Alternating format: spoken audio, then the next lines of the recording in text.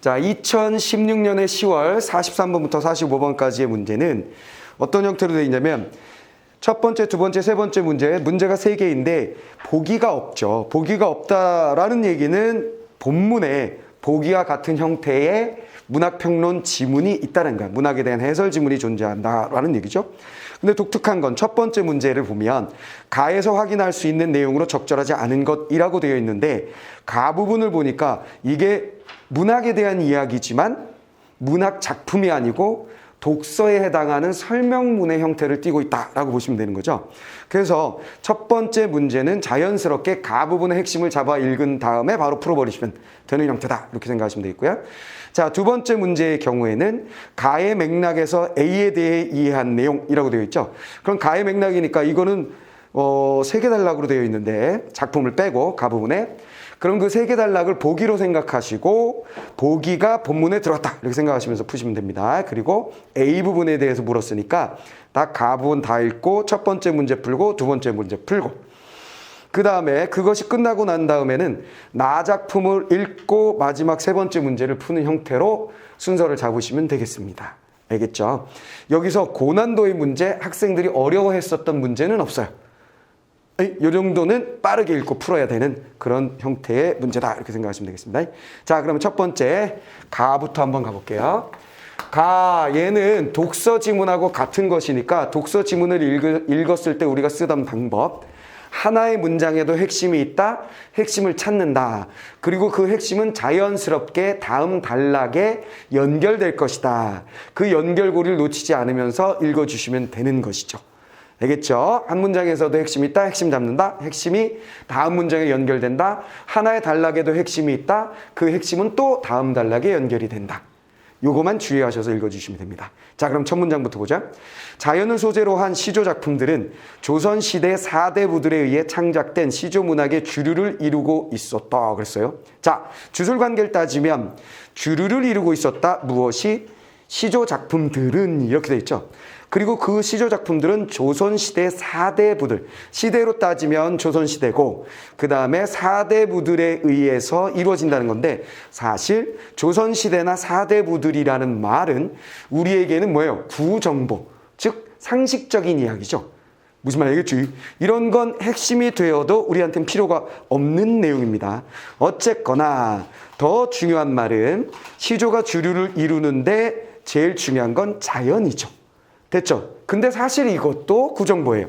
고전 작품의 주제의식, 고전 작품의 대상은 몇 가지 없어요. 자연에 대한 이야기나 현실에 대한 이야기나 사랑에 대한 이야기, 늙음에 대한 이야기 한 5가지 정도만 생각해도 그 안에 다 들어있어. 다양한 주제의식이 없어요. 그러면 현대문학은 다양한 주제의식이 있겠네요. 다양한 대상이 있겠네요. 놀랍게도 현대문학도 별로 그렇게 다양한 대상들을 가지고 있지 않죠. 고전 작품에 비해서 현대 작품이 훨씬 현실을 더 잘 반영하겠지. 그렇지. 근데 그 현실은 항상 긍정적인 쪽이 많아요? 부정적인 쪽이 많아요? 부정적인 쪽이 많아요. 그렇다면 우리나라 문학은 우리나라 역사에 있어서 부정적인 상황은 뻔해. 일제, 독재, 산업화, 도시화 이런 얘기들의 소설과 시는 맴돌고 있다는 거지.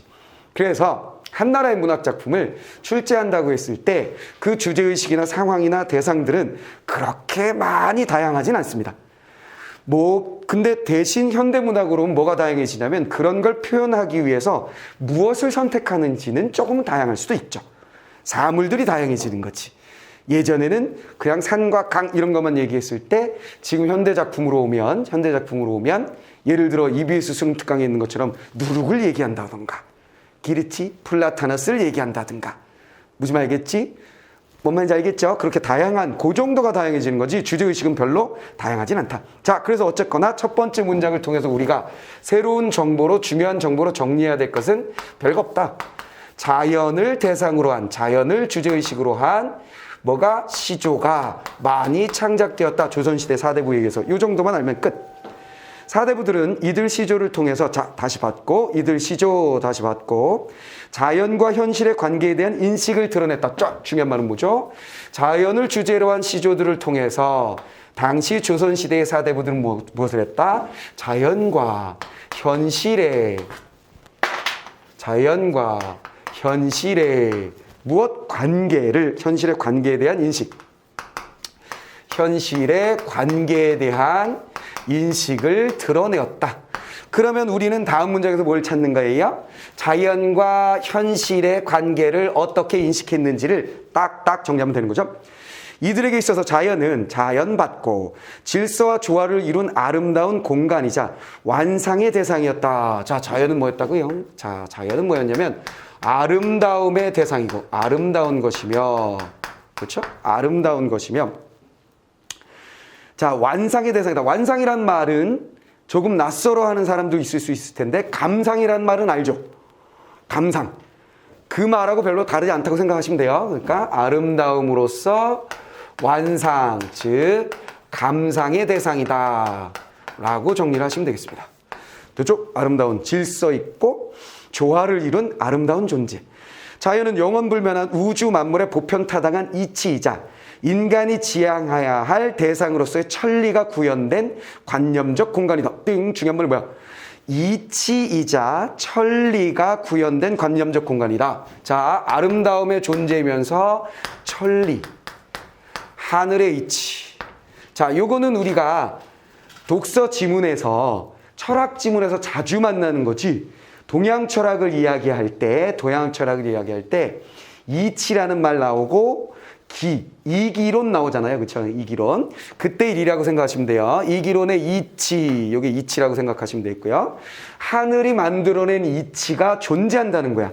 즉 우리가 세상을 사는데 따라야 할 어떤 당연한 이치, 법칙, 도리 이런 것이 있다면 그건 하늘이 미리 만들어준 것으로서 존재한다. 이해됐지? 그것이 겉으로 드러난 것이 기다. 아니, 기와 이의 관계는 이거다 저거다 하는 막 싸우는 이야기들이 존재하죠. 그건 우리가 철학 시간에 배우는 거고, 어쨌거나 자연을, 천리, 하늘의 이치를 담고 있는 관념적인, 자, 관념적이다란 말 중요한 말이죠. 관념적이다는 건 무슨 뜻이에요? 머릿속에서 이루어지는 이란 뜻이죠. 관념적인 것의 반대는 구체적인 것, 실제적으로 우리가 눈으로 볼 수 있는 것. 알겠습니까? 즉 관념적인 거로 보기도 했다. 자, 됐죠? 따라서 자연의 본성을 구성하는 것은 이를 통해 자연에 발견한 천리를 인간의 현실에도 실현하기 위한 노력이었다 그랬어요. 자, 자연의 본성을 궁구. 이러한 본성을 궁구란 말은 그냥 연구라고 생각하시면 돼요. 연구를 통하여 뭐한다? 현실에도 실현하려는 노력을 했다. 자, 관계가 나왔네요. 그렇죠? 현실에서 실현하려고 노력했다. 이렇게 정리가 되는 거지. 됐죠? 현실에서 실현하려고 노력했다. 자연을 소재로 한 사대부들의 시조는 이러한 노력을 형상화한 결과라고 볼 수 있다. 그래서 대부분의 시조들은 뭐 하는 거다? 자연이 담고 있는 아름다움을 감상하고 막 예찬하고 멋있어 아름다워 이런 얘기를 한다거나 아니면 뭐 한다? 자연이 담고 있는 이치를 연구하여 그것을 현실 속에 실현하려고 한다. 내 말 다 알아먹었죠? 자, 그런 식으로 정리하시면 되겠습니다. 자, 요것과 요것이 있고 더 중요해 보이는 건 요거 한 다음에 그걸 현실 속에서 실현하는 그런 관계로서 인식하고 있었다. 조선시대 사대부들이 시조 속의 자연을 어떻게 관계 맺고 있는지에 대한 이야기였어요. 자, 지금 선생님이 얘기하는 선생님이 수업 방식을 생각해보면, 독서를 생각해보면 일반적으로 가장 보편적인 방법은 지문의 가장 빠른 방법, 지문을 핵심을 선생님이 정리한 다음에 핵심만 딱 얘기해 주는 거예요. 이게 가장 빠른 방법이에요. 오케이. 그리고 선생들 입장에서는 제일 편한 방법이죠. 내가 공부하고 정리한 걸 툭툭 던져주는 거야. 이런 방법을 잘 쓰는 과목들은 어떤 거냐면 탐구 과목이야. 탐구 과목은 지식을 선생님이 정리한 다음에 그 지식을 띵 정리한 상태로 제시해 주죠. 무슨 말인지 알겠지? 이해됐지? 그게 하나의 방법이야.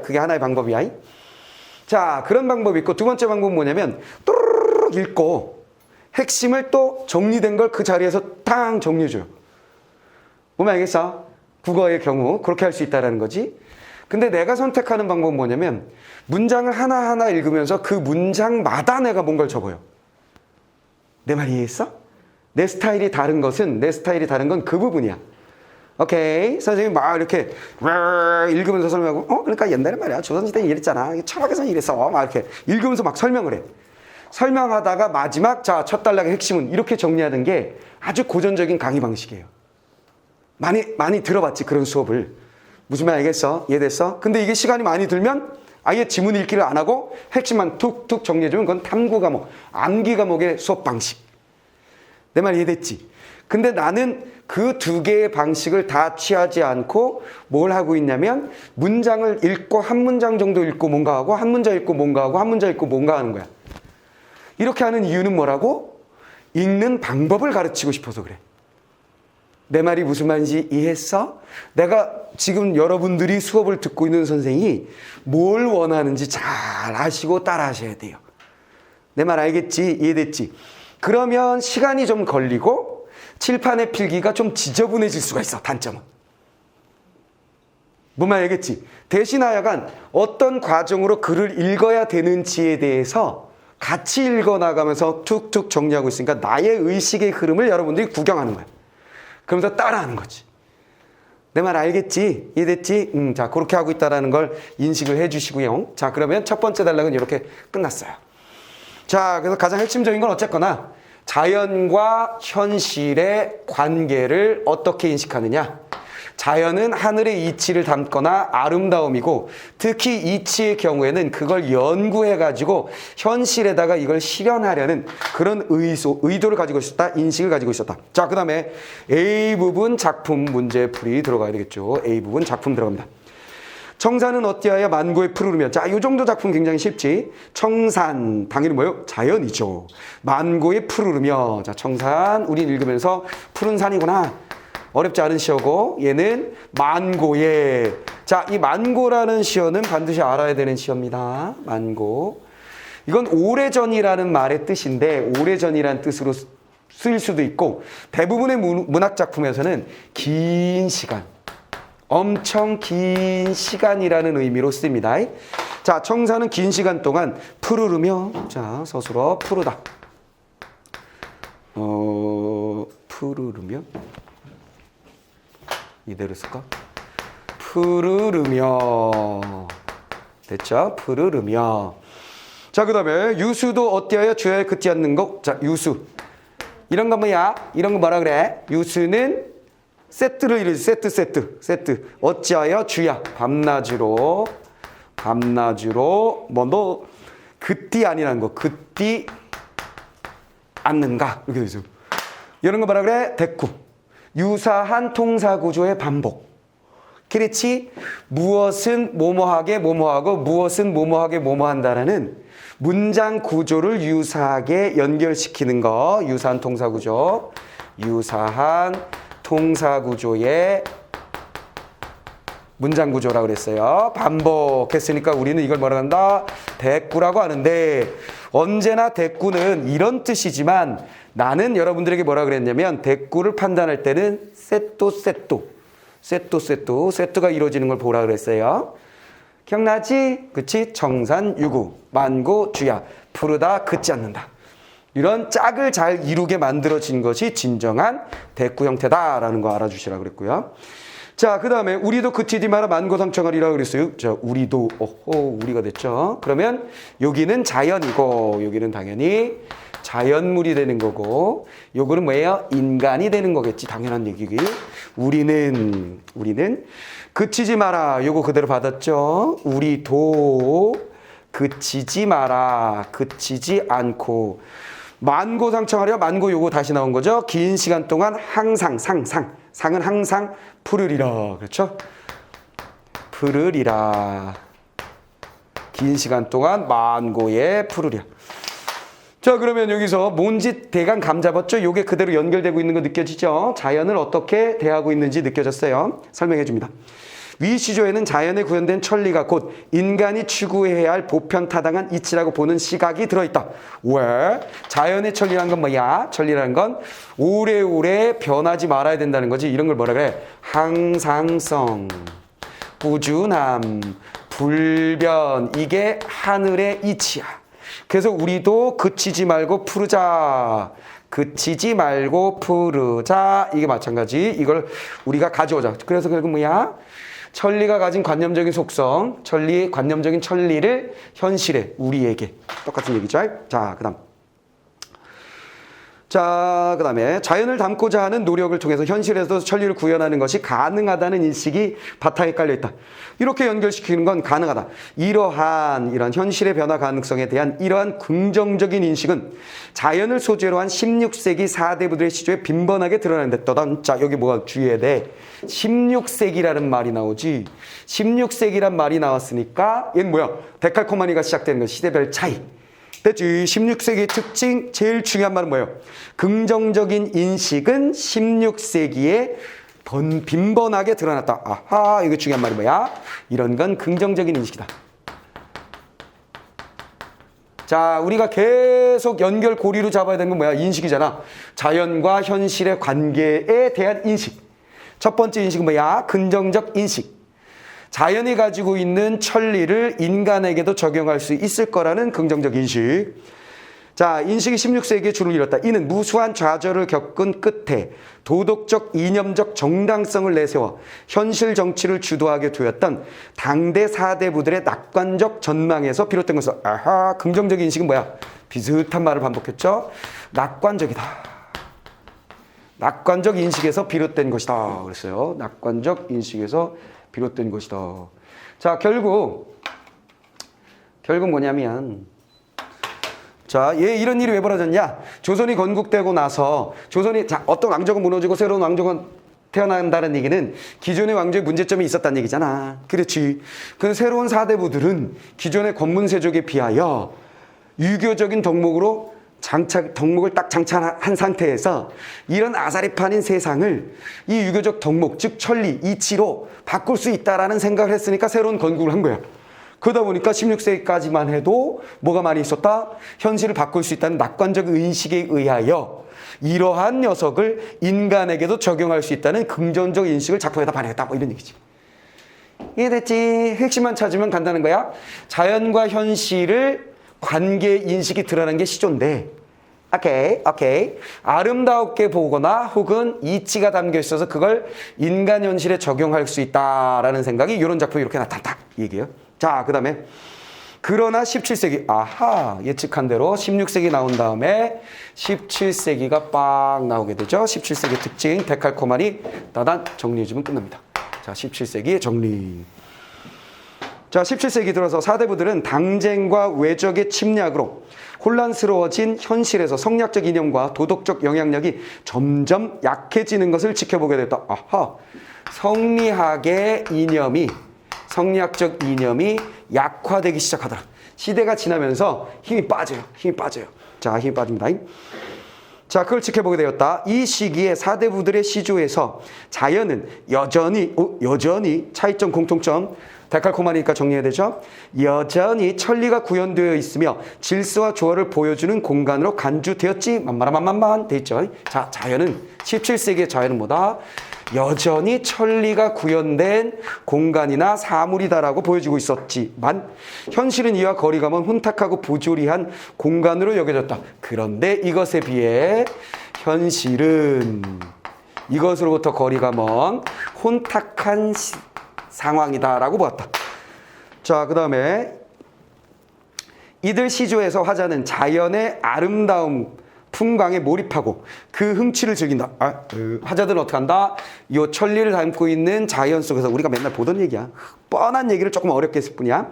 몰입하고 흥취를 즐긴다. 흥을 즐기게 되고 그런 가운데 이와는 동떨어진 현실에 대한 거리감과 안타까움. 자, 이거 거리감을 느끼고 안타까움을 느끼는 형태로 나타난다. 윤선도 여부사시사도 뒤에 나오는 작품 그런 양상을 확인할 수 있다. 자, 됐죠? 자, 핵심만 정리해보면 아주 간단한 얘기죠? 자연을 담은 시조에서 자연은 아름다움의 대상이며 천리를 담고 있는 것이다라는 것은 조선시대 전 시기를 거쳐서 공통점이야. 오케이. 근데 16세기까지만 하더라도 그러한 하늘의 이치 관념적인 것을 열심히 연구해서 현실에다가 이처럼 반영할 수 있다고 생각했어. 그러지. 그런데 17세기로 넘어오면서 어떻게 된다? 17세기로 넘어오면서 얘를 반영하기 어려운 현실이 혼탁한 상태가 되어서 얘를 여기다 반영하는 것이 아니라 이것과 거리를 두려는 작품들이 등장하게 되었다라는 얘기죠. 요것에 대해서 내가 무슨 말을 했었냐면 고전 작품의 자연을 다루고 있는 작품에서는 자연 친화만 있나? 속세에 대한 거부가 있나? 속세에 대한 거부가 없나? 뭐 이런 얘기를 구분하면서 읽어야 되는 문제들이 나온다 그랬었죠. 자, 그것과 관련이 되는 거라고 생각하시면 되겠습니다. 자, 그럼 1번 문제부터 이제 딱 풀 수 있다. 자, 1번. 자, 가에서 확인할 수 있는 내용으로 적절하지 않은 것은 뭐냐 그랬어요. 자, 17세기 사대부들. 자, 17세기 나오지? 시조에서 나타난 현실에 대한 부정적인 인식은 이들이 당시 경험한 현실의 혼란이 반영된 것이겠군. 맞는 얘기죠? 왜 여기를 부정적으로 보냐면 바로 혼탁한 상태였기 때문이죠. 자, 그 다음 이전 시기의 시조와 달리 17세기 사대부들의 시조에서는 천리와 자연이 상호 대립적인 것으로 인식되었겠군 그랬어요. 자, 17세기에 와서 상호 대립적인 것으로 인식되었다는 말은 우리는 알 수 없죠. 천리와 자연이 당연히 천리에는 뭐가 있다 그랬어? 만만한 문제지. 천리가 자연이 천리에 담겨 있다라고 얘기했으니까 그렇죠? 천리와 자연이 대립일 수는 없죠. 이거는 시대를 간통한 거였어. 자연이 천리를 담고 있다는 건 16세기나 17세기나 언제나. 자, 그래서 완벽하게 틀린 녀석이 나왔고 현실의 변화 가능성에 대한 16세기 사대부들의 낙관적 전망. 그죠? 여기 16세기 낙관적 전망이 있었죠. 이들에 의해 창작된 시조 내용에 영향을 줬다. 그게 담겨 있다 그랬고요. 그 대표적인 예가 얘였고. 자, 그 다음에 16세기와 17세기 사대부들의 시조에는 자연을 관념적 공간으로 인식하는 경향이 나타나 있다. 그렇죠? 그렇지. 천리가 있다. 관념적 여전히 있다. 됐지? 만만 됐고. 조선시대 사대부들은 시조를 통해서 자연과 현실의 관계에 대한 인식을 드러냈다. 이거 제일 먼저 있었던 거. 됐지? 됐지? 간단하게 풀었습니다. 자, 그 다음에 두 번째 A에 대한 문제를 보겠습니다. 자, 첫 번째 선택지. 자, 첫 번째 선택지. 청산유수는 유수라고 써놨네. 유수. 자, 산과 흐르는 물. 모두 인간이 지향해야 할 대상으로서의 천리를 연상하는 소재다. 그렇지. 천리를 가지고 있지. 언제나 푸르고 언제나 그치지 않는 것. 맞고. 만고에 푸르르며 주야에 그치 아니한 곳. 푸르고 그치지 않는 것은 청산과 유수를 통해서 드러난 보편타당한 이치. 맞죠? 이치, 자연에 들어있는 이치. 맞고. 자, 그 다음에 초중장은 인간의 현실에 천리를 구현하고자 하는 과정에서 겪을 수밖에 없는 어려움에 대한 한탄을 표현한다 그랬어요. 자, 초중장은 당연히 첫 번째, 두 번째 장을 첫 번째 줄, 두 번째 줄. 초장, 중장, 초중장. 현실에서 천리를 구현하고자 하는 과정에서 어려움에 대한 한탄, 여기에 한탄의 정서가 있느냐라고 얘기했는데 여긴 아예 정서가 없는 거죠. 그렇지, 정서를 드러내지 않았습니다. 이건 뭐야? 그러리라 하는 정서는 이 부분의 의지로 드러나는 거죠. 굳이 이 부분에서 정서를 굳이 찾으려면 뭐라고 해야 돼요? 한탄이 아니라 예찬이라고 해야 되죠. 대단하구나. 이런 게 은연중 묻어난다라고 말하는 게 맞죠. 이해됐죠? 자, 그런 식으로 정리하시면 되겠습니다. 자, 그 다음에 다음 종장 마지막 행에서 청산과 유수의 속성을 우리와 관련된 것으로 재진술한 것은 자, 청산과 유수의 속성을 우리 인간에게 적용될 수 있는 관련된 것으로 재진술 맞죠? 자연에 구현된 천리를 인간이 추구해야 할 이치로 보는 시각을 드러냈다. 맞지? 천리를 우리가 그렇게 하자. 닮아서 그렇게 하자 그랬으니까 맞고요. 종장은 자연을 닮고자 하는 노력을 통해 현실 속에서 천리를 구현하고자 하는 태도를 드러낸 것으로 볼 수 있다 그랬어요. 맞죠? 자연을 닮고자 하는 노력, 우리도 닮아서 그치지 말고 푸르자. 닮고자 하는 노력 드러낸 거 맞습니다. 자, 그래서 쉽게 3번 한탄이란 말 틀렸다는 거 쉽게 알 수 있었습니다. 자, 그래서 이렇게 해서 이제 두 문제 풀었고 우리는 뭘 할 거냐면 이 뒷부분에 있었던 얘기를 가지고 나 작품을 풀 거예요. 나 작품을 읽고 풀어본다. 자, 나 작품은 제목이 뭐냐? 어부사시사.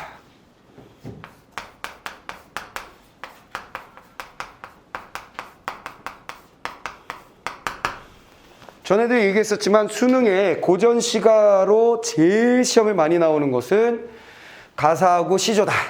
그랬지?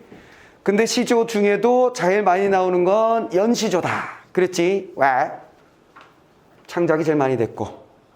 그냥 연시조가 아닌 단편적인 시조들은, 평시조 한 편짜리들은 문제를 내려면 여러 개 모아내야 되잖아. 귀찮아. 그래서 연시조가 많이 나옵니다. 자, 그래서 요 어부사시사 정도의 연시조는 여러분들이 잘 알고 있어야 되는 녀석이죠. 이 연시조는 굉장히 독특하게 생겼어요. 뭐가 독특하냐면 일단 후렴구가 있다는 게 제일 독특한 부분이고요.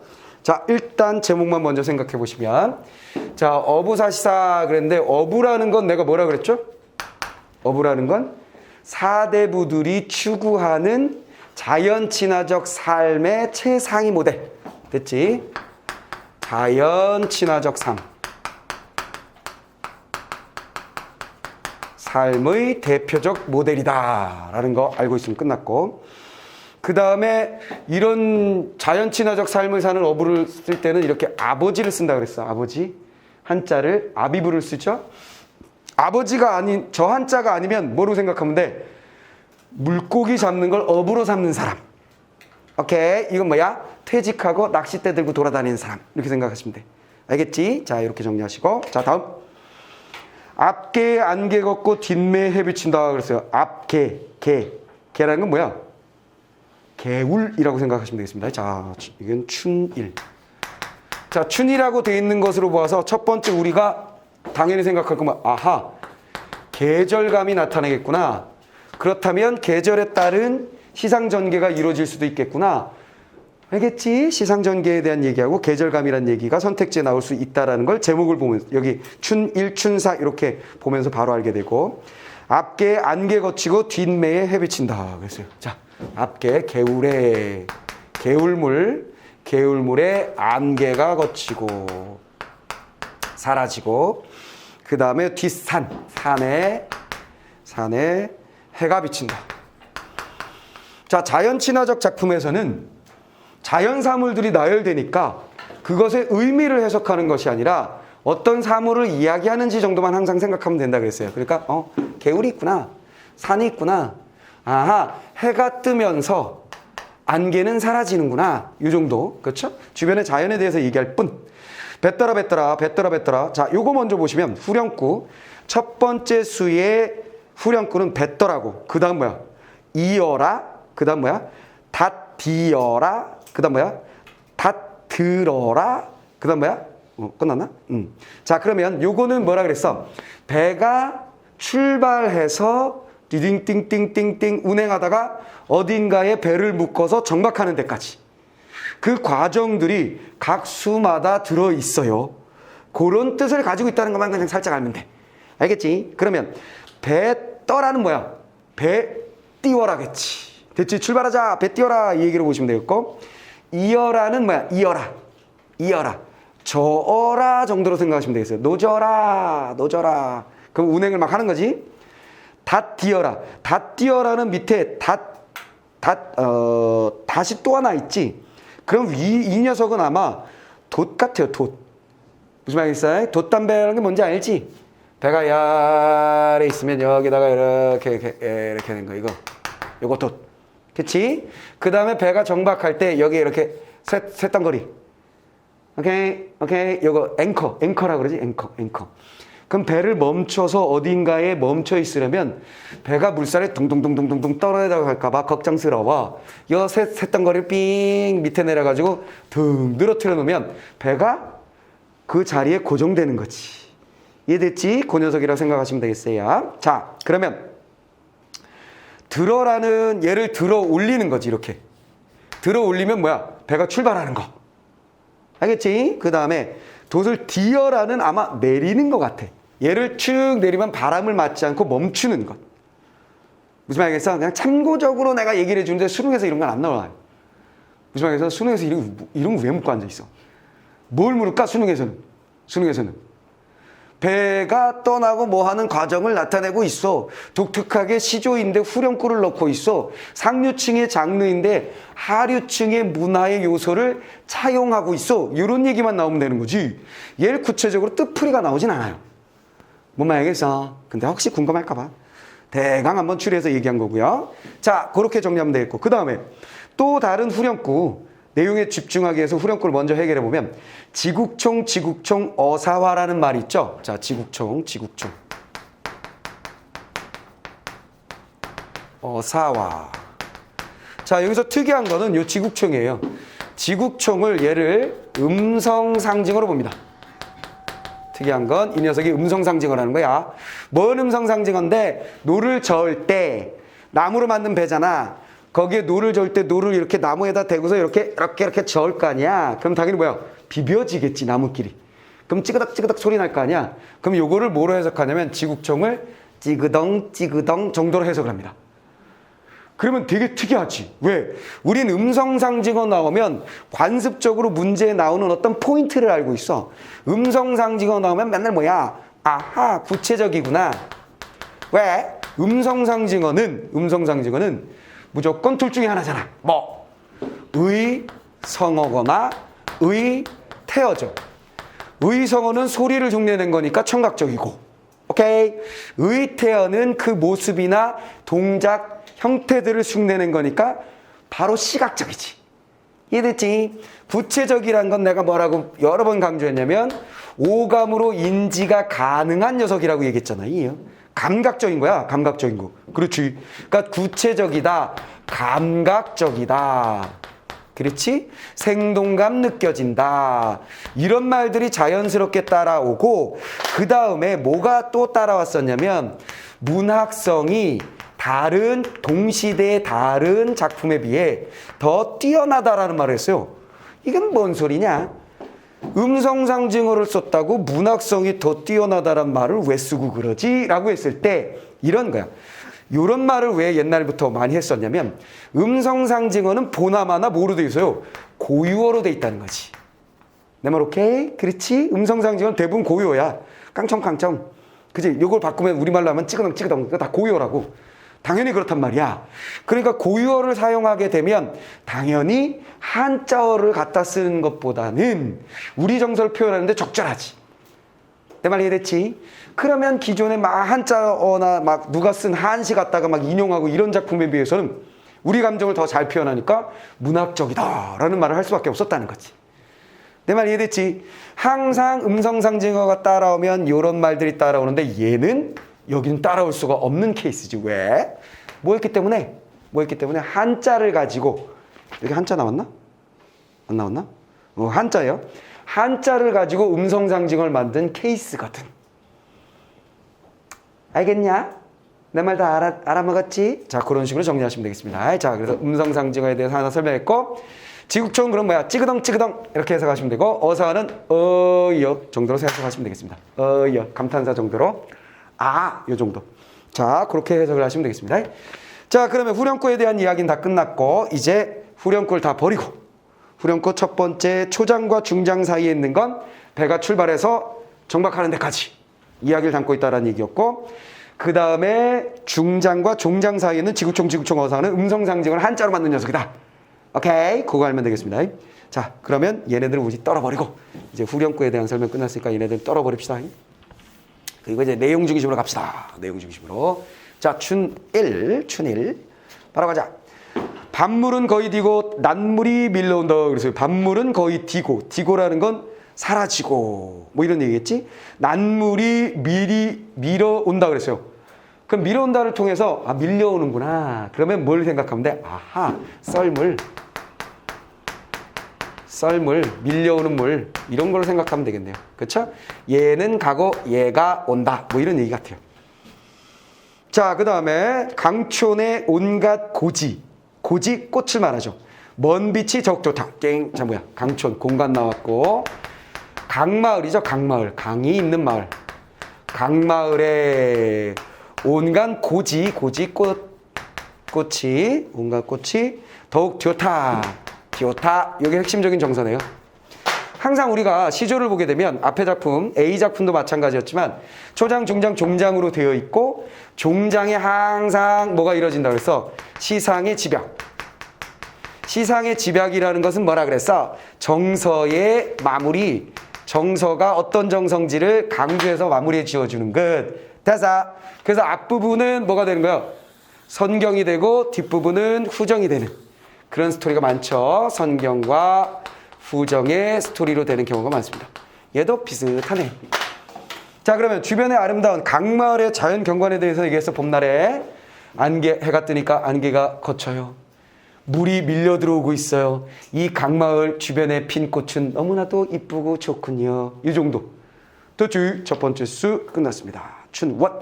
자, 그러면 이렇게 연시조가 나올 때는 선택지들이 대부분 잘 어떻게 나오냐면 각 수마다 선택지들이 나오는 경우가 많지. 그럼 바로 확인. 자, 세 번째 문제 보시니까 첫 번째 춘원에서 시간의 흐름에 따라 교체하는 안개와 해, 밤물과 낮물은 자, 첫 번째 포인트는 뭐야? 시간에 따라 교체하느냐지. 따자. 그럼 뭐야? 해가 뜨니까 안개가 사라지고 밀물과 썰물은 당연히 시간에 따라서 교차되는 거잖아. 맞네. 자, 그 다음에 자연의 질서와 조화를 드러낸 것이라고 볼 수 있다. 그렇지. 자연은 아름다운 것이며 시간에 따라서 얘가 왔다 제가 왔다가 딱 정해져 있는 것은 조화다. 맞네요. 됐죠? 조화와 질서 조화. 여기서 우리는 질서와 조화를 당연히 느낄 수 있다. 그거 해결했고, 자, 그 다음에 두 번째 봄날의 네 번째로 갑니다. 춘포. 자, 운한 것이 뻐꾸기가 푸른 것이 버들숲가. 됐어요.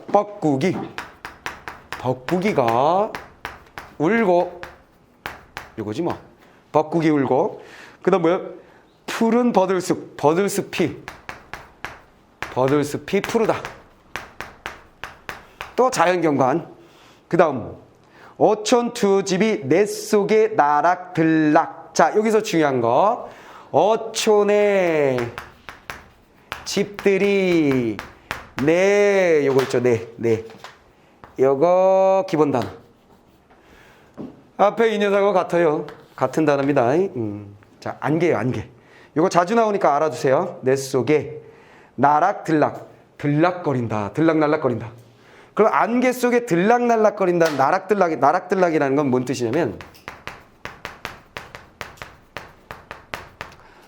안개가 껴있으니까 어촌에 여기 마을이 막 집들이 있어. 집들이 그 안개가 쑥 끼면 얘는 안 보이지. 그렇지. 근데 안개가 이렇게 거치는 과정에서 여긴 깨끗해지고 여기 이렇게 되면 뭐 어때? 얘는 들어갔다 나오고 얘는 들어가고 뭔 알겠지? 뭐 그런 얘기를 한 것 같아요. 아니면 이어라라고 되어 있으니까 노를 적고 막 이렇게 가는 거잖아.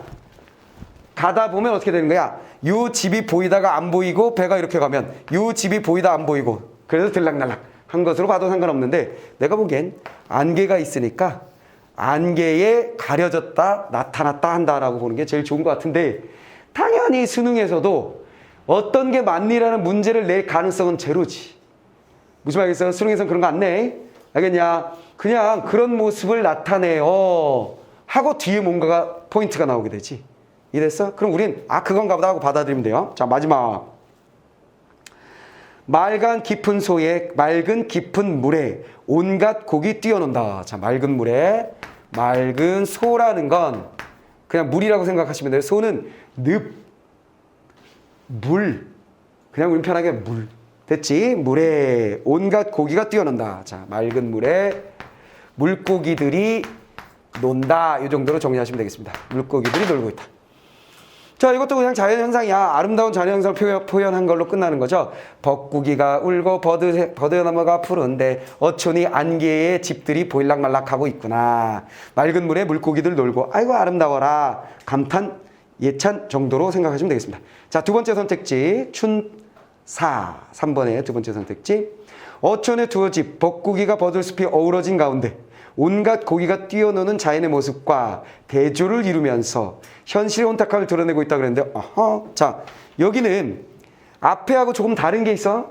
앞에는 뭐였어? 개울, 산, 썰물, 밀물, 자연현상 그러다가 교타, 정서를 딱 드러냈었는데 여기는 정서는 없고 그냥 아름다운 자연만 얘기했어. 그리고 뻐꾸기, 버들 그 다음에 어촌의 집, 이건 자연현상은 아니지만 자연에 묻혀있는 무엇, 인공적인 거지만 그 다음에 물고기, 전부 다 자연이죠.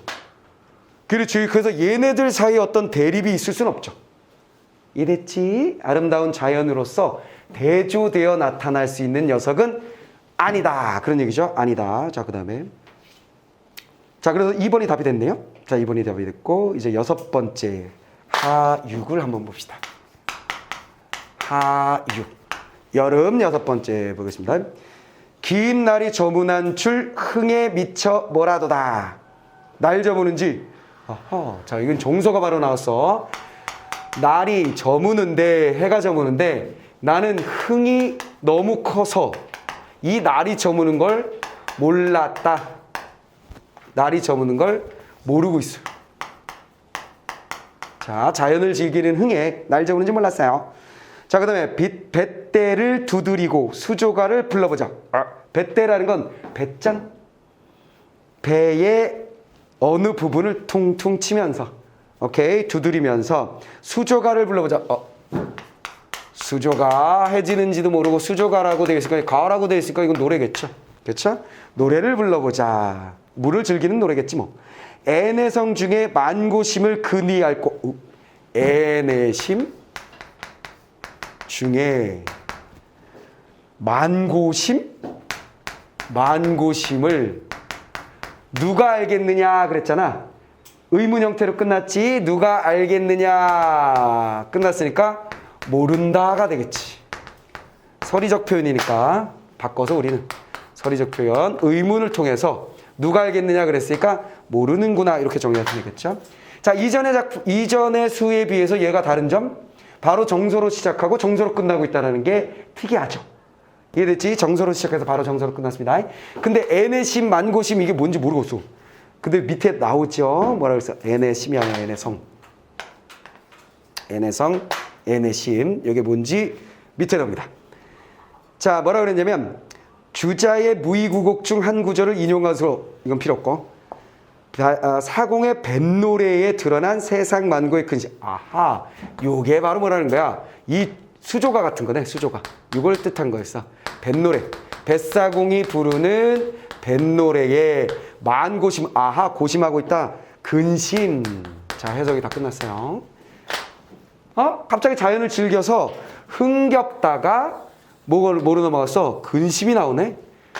특이하군. 그러면 여기 주어진 부분만 가지고 흥의 원인은 알아. 자연 즐기니까 흥이지. 근데 주어진 부분만 가지고 근심을 우리는 알 수가 없어. 당연한 거지. 당연한 거지. 그래서 출제자는 뭘 줬어? 지문을 줬지.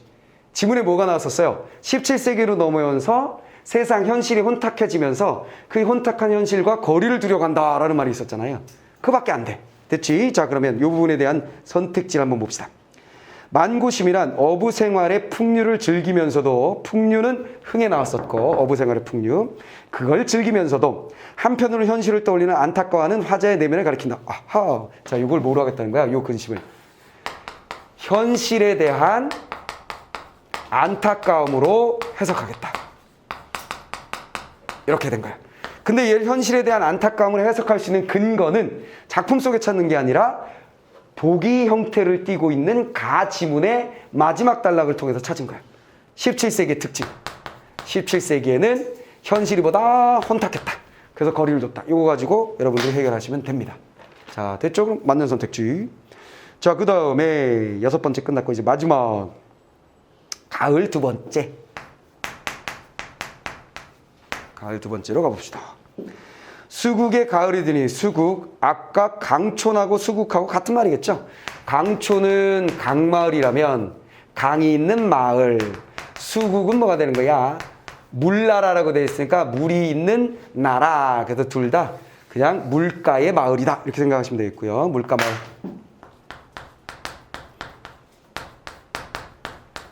을 정도로 생각하시면 되겠고, 물가에 있는 마을이 가을이 찾아오니 계절감 느껴졌고 바로 고기마다 살져 있다. 그래서요. 가을이 되니까 물고기가 살이 찐다. 천고마비 그거야. 먹을 거 많으니까 애들이 살찐다. 뭐 이런 얘기야. 천고마비는 알지?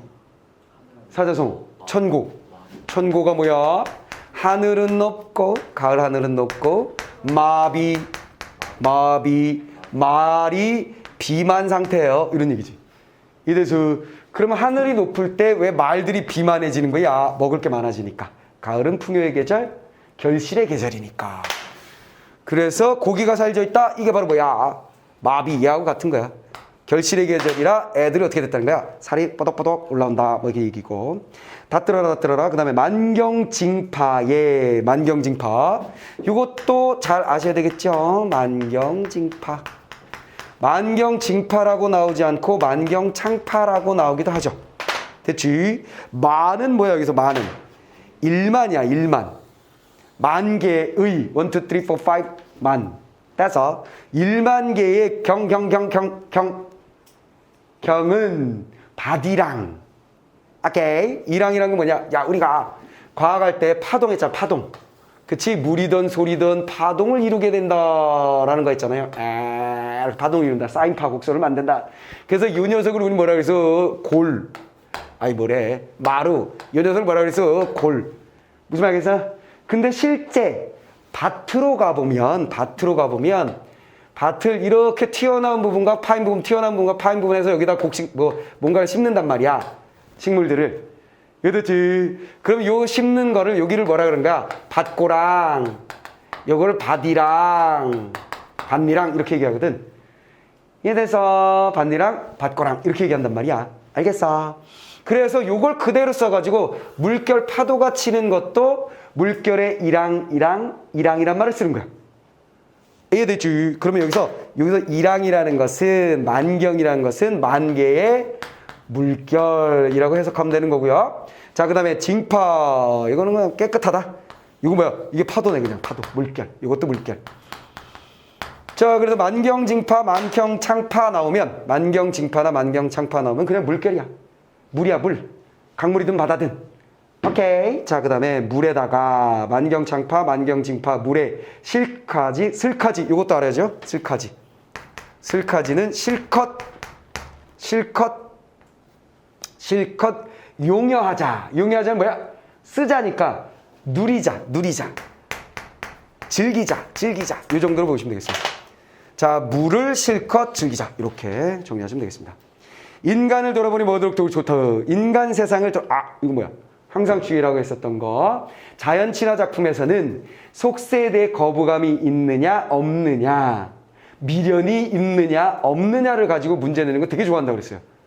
예를 들어서 그 배경은 우리가 가지문을 통해서 알게 된 거고, 왜 그런 걸 자꾸 묻는지, 16세기 17세기 차이 뭐 등등. 자, 이런 거 본 거예요. 자, 그래서 어쨌거나 마지막은 인간이 멀수록 좋다. 거리두기.